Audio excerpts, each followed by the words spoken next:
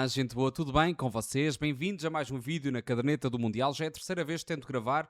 A primeira, a câmara meio que bugou, a segunda foi o Audacity e espero que a terceira seja de vez. Também tenho as minhas crenças numerológicas, não é? E, portanto, a terceira é de vez. A Santíssima Trindade que me ajude para continuar este episódio que é gravado num dia triste, melancólico. Triste e melancólico. Não há futebol, não há Mundial, não há nada para eu assistir. Que tristeza absoluta. Como é que eu vou aguentar 4 anos sem isto? Penso eu, neste dia sem futebol. É triste, mas talvez seja o dia certo para acompanharem um novo vídeo da Caderneta no Mundial e por isso façam-me o favor de subscrever, deixar o vosso like, porque dessa maneira podemos de alguma forma tentar fazer crescer este canal e eu adoraria contar com a vossa presença assídua, porque isto é para continuar para além do Mundial, que assim seja, com a vossa companhia.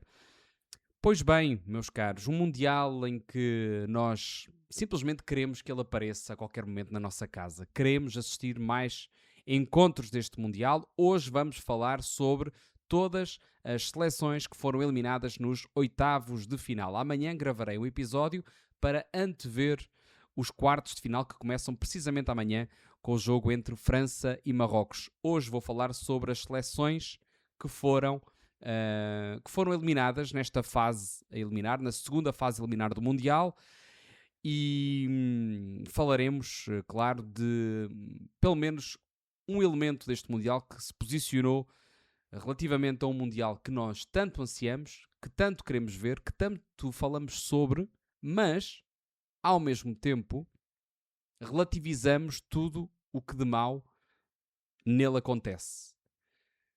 E um pouco da mesma maneira que fazemos com outras circunstâncias e acontecimentos que vão acontecendo no mundo, com larga distância a nível de gravidade e importância, e falo particularmente do genocídio na Palestina, da invasão na Ucrânia, que muito é falado na televisão, muito é debatido, mas a nível de ações são parcas, escassas, e o indivíduo pouco se posiciona.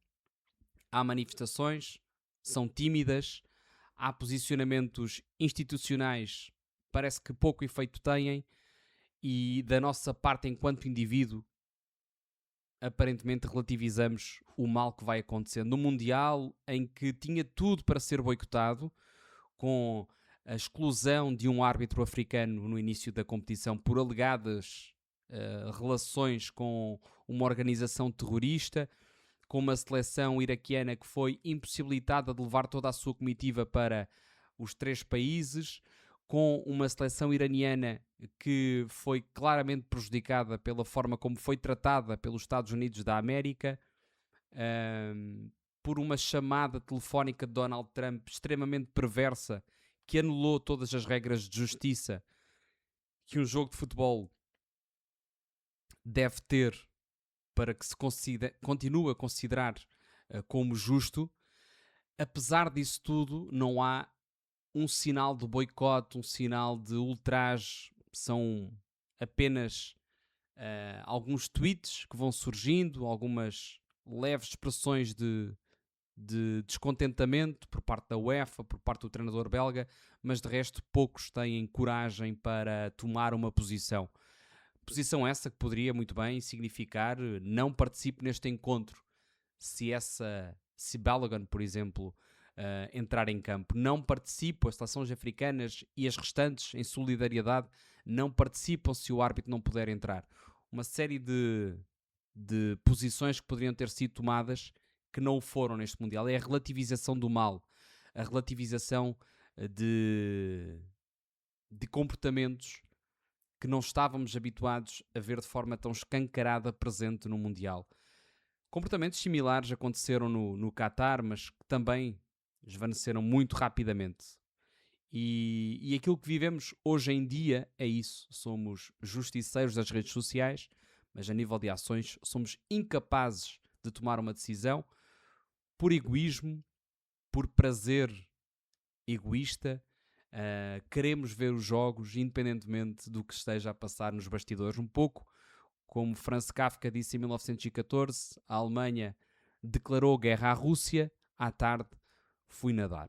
E assim vamos digerindo e aproveitando de forma ignorante, porque ignorance is bliss, este Mundial, e vamos saboreando, ainda que com um sabor que no futuro nos pode oferecer uma valente intoxicação alimentar. Ora, passemos desta fase mais negra, desta introdução mais negra, vamos falar sobre futebol, porque é o nosso ópio e nós queremos falar sobre o que se passa neste Mundial, neste caso, neste episódio, sobre o que se passou. Vamos falar sobre as seleções que foram eliminadas. Mas não se esqueçam daquilo que eu disse há pouco, que houve um elemento que esteve sempre pronto para falar. Já lá iremos. Para já, falar sobre o encontro entre Paraguai e França. Um encontro difícil para a França, em que Paraguai deu muita luta de forma simbólica e efetiva e literal, porque deu luta, deu alguma porrada, foi agressiva, foi contestada, mas é a sua forma de combater e há que respeitar. Desde que esteja dentro das regras, há que respeitar. Eu já falei num episódio anterior sobre isso, sobre esse jogo em particular, e eu acho que desde que esteja dentro das leis, ou que mesmo que não esteja, seja punido, com cartão amarelo, vermelho ou o que seja, tudo o resto é justo, porque estamos num jogo em que a agressividade faz parte. O Paraguai perdeu depois de uma grande jogada de Doué, que ganhou a grande penalidade para Mbappé fazer o único gol da partida. Sobre o Paraguai, quero falar sobre Orlando Hill, que eu tive o prazer de comentar um jogo do São Lourenço durante esta temporada. O gigante da baliza do Paraguai, que faz um belíssimo campeonato do mundo. O gigante do 1,98m também brilhou neste encontro. Chamou a atenção também Cáceres, Velásquez e Gomes, os centrais mais encostados ao lado direito da defesa paraguaia, que, tirando aqueles momentos em que foram agressivos de forma desleal, fizeram uma partida brilhante. Muito concentrados, muito cientes daquilo que tinham que fazer, frente provavelmente ao melhor ataque da competição. Galarza não foi expulso, mas deveria ter sido. Fez-me rir em alguns momentos, principalmente naquele amarelo que ele saca ao Olise, depois de ter dado tanta pancada, inclusivamente deveria ter sido expulso, nem amarelo levou, mas consegue ainda assim sacar um cartão amarelo depois de ter provocado o Olise. Também Almiron, o jogador mais, não o mais adiantado, mas um dos mais adiantados, ele que atua mais próximo do corredor direito sem ser um ala cru, ele que joga nos Atlanta United na Major League Soccer, esteve também em grande plano neste encontro. Para mim o melhor jogador e claramente o jogador mais destacado, Julio Enciso. Também tive o prazer de fazer alguns jogos do Estrasburgo, ele que esteve emprestado do Brighton, e Julio Enciso é claramente um jogador a ter em conta, muito jovem, um jogador que caso tenha uma evolução consistente em minutos, será um jogador a ter em conta no final, no decorrer da sua carreira, também para a seleção paraguaia, e creio que ganhou aqui um ponta de lança móvel que pode coabitar com um ponta de lança mais fixo. Julio Enciso foi claramente uma das grandes surpresas deste Paraguai. Numa partida em que foi extremamente bem duelada e terminou com a derrota do Paraguai, terminou também com as declarações de Gustavo Alfaro, o treinador paraguai, que deixou algumas mensagens particulares e importantes, porque apesar das críticas do Paraguai ser extremamente duro no encontro frente à França, ele lembrou que o Paraguai não tem de todo as mesmas armas que a seleção francesa, não tem o mesmo investimento, e enquanto alguns jogadores pensam em contratos milionários, deste lado existem alguns jogadores que estão a tentar sobreviver neste mundo caótico que é o campeonato, que é o futebol. Por exemplo, Orlando Hill destacou e lembrou que teve que vender roupas para salvar a vida da sua filha, e perguntou que equipa do mundo é que não quer ter um guarda-redes como ele. Ainda pensou que poderia fazer uma revolução no Paraguai, uma revolução espiritual, de alento, e pensou que podia fazê-la através do Mundial. Esteve perto de ultrapassar a França e por isso merece os parabéns da caderneta. Temos também um dos hosts, o Canadá, que perdeu por 3-0 frente a Marrocos. Eu continuo a dizer, e amanhã falarei um pouco mais sobre a seleção marroquina, mas parece-me que é uma das candidatas a vencer este torneio, pelo menos a chegar ao top 4 e a criar alguma surpresa. Eu gosto muito da forma como Marrocos atua. Chegaram o mais longe possível, chegaram o mais longe, aliás, num campeonato do mundo. Também narrei vários jogos nestas últimas temporadas de Alistair Johnston, menos nesta porque ele esteve lesionado grande parte da temporada, gostei de o ver. Também fiz alguns jogos de Ali Ahmed, o jogador rápido do lado esquerdo, que é um jogador rápido e virtuoso do Norwich. Jonathan David fez 3 golos na maior vitória de sempre do Canadá em campeonatos do mundo, uma vitória expressiva frente ao Qatar de Ruden Lopetegui. E Stefano Eustáquio, que acho que acaba por ser a grande referência do Canadá, talvez enviesada pela forma como nós o conhecemos e pela proximidade, mas creio que foi um momento para eternizar Eustáquio também na seleção, fazendo aquele golo memorável ao minuto 92, já no apito final, perto do apito final, frente à África do Sul, que ditou a passagem para os oitavos de final. Eustáquio merece. Eustáquio é um jogador de trabalho, de luta, e chegou longe, chegou a um campeonato do mundo com um golo e merece todo esse reconhecimento. Os Estados Unidos da América, que parecia uma equipa confortável, mas perdeu com estrondo frente à seleção belga por 4-1, e bastou apanhar uma equipa de um nível relativamente superior para levar uma derrota pesada. Uma equipa que surpreendia. Durante os primeiros encontros ainda esperava-se de alguma maneira com o fator casa chegar ainda mais longe. Balogun termina a competição com 3 golos. Tillman foi uma grande referência, um jogador que chamou a atenção nesta equipa dos Estados Unidos da América, o principal maestro daquela equipa, mas ficou curto.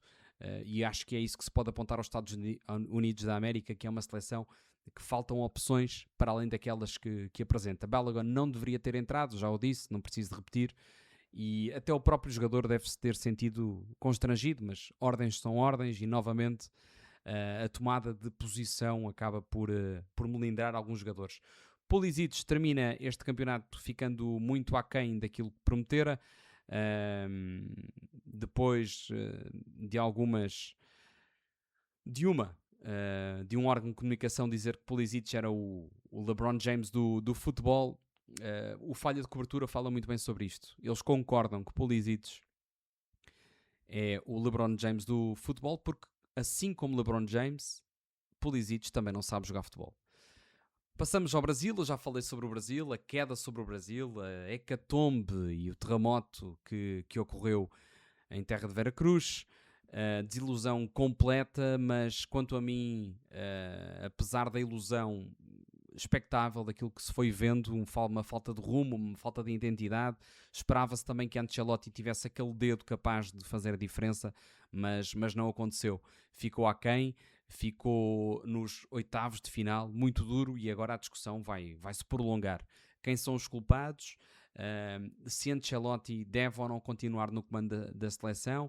A própria CBF também muito contestada ainda antes das partidas iniciarem, porque o presidente da CBF foi apanhado num escândalo pessoal, mas que depois trouxe à tona outros casos e que de alguma maneira debilitam a posição de autoridade do presidente da CBF.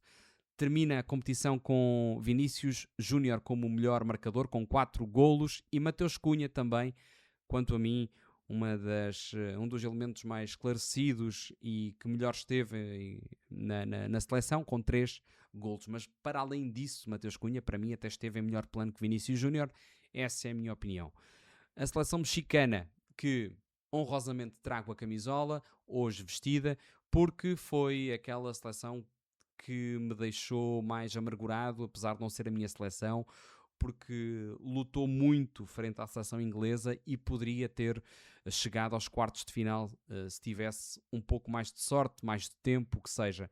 De lembrar também que a seleção inglesa é uma seleção de extrema qualidade e amanhã falarei sobre ela. Saem do Mundial com uma das seleções para mim que mais me encantou, 4 vitórias em 5 jogos, cai de pé frente aos Leões, Quiñones, que esteve em grande plano na Liga Saudita, fez 4 golos. Gilberto Mora, do Tijuana, foi a grande surpresa. O jovem que atua no campeonato mexicano foi um jogador que assumiu o jogo, apesar da tenra idade. Lira, o elemento do meio campo do Cruz Azul, extremamente rápido e intenso, tinha uma capacidade imensa de receber, rodar rápido, de proteger bem a bola, apesar da estatura baixa. Foi também um elemento muito importante neste México. Romo talvez seja o elemento mais fraco do meio campo. Giménez termina a competição com 3 golos, o homem da proteção lateral que passou pelo Benfica. Santiago Giménez lesionou-se no fim, saía principalmente do banco, talvez questões físicas, ou que também durante a temporada esteve lesionado no AC Milan. Uma caminhada que permitiu fazer história com a estreia com a inclusão de Ochoa também num dos jogos, e por isso completou assim o seu 6º Mundial, terminou a carreira no final da competição, ele que passou por Portugal, pelo AFS, e quanto a mim, o México protagonizou dos melhores jogos do Mundial frente à Inglaterra, e pode cair de cabeça erguida, vale o que vale, e sabe a pouco, claro. A seleção egípcia perdeu a frente à Argentina. Honestamente, não concordo com aquilo que vem sendo falado nas redes sociais, de que foi um jogo em que houve favorecimento para a Argentina. Eu, a certa altura, até duvidei daquele lance de McAllister, creio que sobre Trezeguet, antes do 3º gol da Argentina. Foi um lance de ataque e que há de facto um agarrão. Não me parece suficiente para se assinalar grande penalidade, e para além disso a bola nem sequer iria ter ao encontro daquele jogador e ele simplesmente se deixa cair. O VAR só pode ser acionado quando existe a iminência de que a bola poderia sobrar para aquele jogador, algo que não acontece. Romero tira imediatamente a bola. Eu acho que vocês sabem qual é o lance que eu estou a falar. Gerou-me algumas dúvidas. Tudo o resto acho que é uma arbitragem limpa. Pode-se discutir um ou outro ponto, mas não se pode colocar na balança ter sido um escândalo e que a seleção argentina esteja a ser levada ao colo. De qualquer das maneiras, o Egito tentou manter uma vantagem curta por 1-0, com saídas rápidas, conseguiu fazer 2 golos, o primeiro anulado por falta sobre Lisandro, o segundo quase similar, com uma saída rápida, com poucos jogadores, com a Argentina já muito balanceada ao ataque, e a seleção mexicana fazer o segundo golo. Zico também é um elemento que deve ser lembrado deste Mundial, ele que já tinha feito o golo frente ao Brasil num jogo de preparação, agora volta a marcar, o jogador dos Pyramids, de 29 anos, pena ter já 29 anos, não é que seja velho para o futebol, mas poderia dar aqui um salto importante na carreira. Se fosse um pouco mais novo, poderia ser olhado com outras perspectivas também para outros campeonatos. Hossam Hassan, era ele de quem eu falava no início do episódio, foi ele quem falou constantemente sobre situações extra-futebol. Puxou do assunto Palestina, mostrou a bandeira palestina depois da vitória nos 16 avos de final. Aquele sinal também que ele demonstra para o árbitro, depois que não foi muito abordado. Não acho que a sua última aparição a falar sobre o escândalo que era a Argentina ter passado e que era um jogo encomendado não parece ter ficado bem, porque honestamente não me parece real, e falou um pouco a quente. Mas Hossam Hassan foi um treinador importante e provavelmente, se fosse de outra seleção, teria tido outro protagonismo. Eu recordo aqui a Hossam Hassan, não o esquecerei, um treinador corajoso para falar sobre assuntos, aproveitou o espaço e os imensos holofotes no Campeonato do Mundo para falar sobre temas importantes da sociedade e que o tocam inevitavelmente. Falamos também sobre a seleção colombiana. Fiquei triste depois da derrota de ontem frente à Suíça. Honestamente esperava que a Colômbia passasse. Foi um jogo muito fraco, talvez o jogo mais fraco desta eliminatória, em que tivemos a oportunidade de ver Luís Dias, Rames Rodrigues, Quintero em grande plano também. Gostei muito de o ver. Há espaço para gordinhos, não é? Há espaço para gordinhos no Mundial. E a Colômbia sai deste Mundial frustrada, porque quanto à Suíça, poderia ter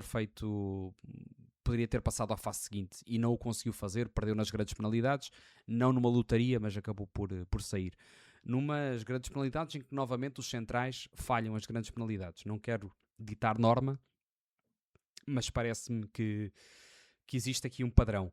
Munhoz, o lateral direito, quanto a mim, poderá muito bem ser dos melhores laterais direitos, assim como Hakimi, jogadores diferentes, mas assim como Hakimi, um dos jogadores que pode ser elencado como um dos melhores na sua posição neste Mundial. Munhoz faz uma campanha absolutamente estonteante, ofensiva e defensivamente. Munhoz encantou, ele que atua na Inglaterra, se não estou em erro.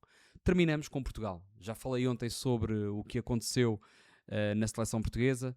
Claro que neste caso sentimos de outra forma, a crítica é mais ácida, mas é importante que assim seja feita e que os jogadores não entendam como um ataque pessoal, como Rúben Dias o fez, como Bernardo Silva o fez, como outros jogadores, como Cristiano Ronaldo de forma declarada tentou fazer, de dizer que as críticas era porque o queriam matar. Não é de todo. Queremos só Portugal melhor e que venha um novo treinador com capacidade para mudar a seleção e que tenha o poder para o fazer e que não esteja amarrado a determinados poderes. É preciso uma estratégia federativa, uma postura de liderança do treinador e outros paralelos que não são acessórios, mas que convergem para as mesmas conclusões. Já falei sobre isso, estamos presos a estatutos, temos um treinador mascote, tivemos um treinador mascote que sai resignado e confortável com a saída do Mundial, no segundo Mundial, como ele diz. Cristiano Ronaldo termina a sua prestação em mundiais, veremos que outros jogadores também terminarão a sua passagem em campeonatos do mundo no principal torneio de seleções e de clubes também, ou seja, o maior torneio de todo o futebol. Terminamos assim a análise às seleções. Claro que Portugal ficou um pouco mais escasso, isso porque os meus destaques já foram feitos ontem. Quanto a vocês, agradecer a companhia, um beijo no coração e até à próxima.